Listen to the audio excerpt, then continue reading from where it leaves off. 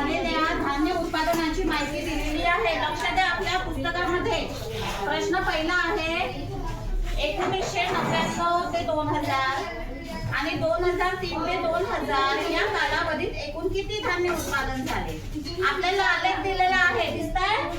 खाली खर्च दिलेला आहे वर्षानुसार आणि वरती काय दिलेलं आहे, धान्य उत्पादन। ठीक आहे, वर्ष आपल्याला आहे 1999 ते 2000, 2000 ते 2001, 2001 ते 2002, 2002 ते 2003 आणि 2003 ते 2004। तर प्रश्न पहिला हा आहे की 1999 ते 2000 आणि 2003 ते 2004।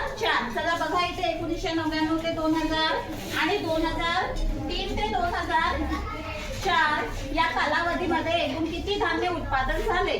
सर्वप्रथम आपण बघूया 1999 चं उत्पादन किती आहे, 15। मतलब त्याचा अर्थ होते 15 लाख।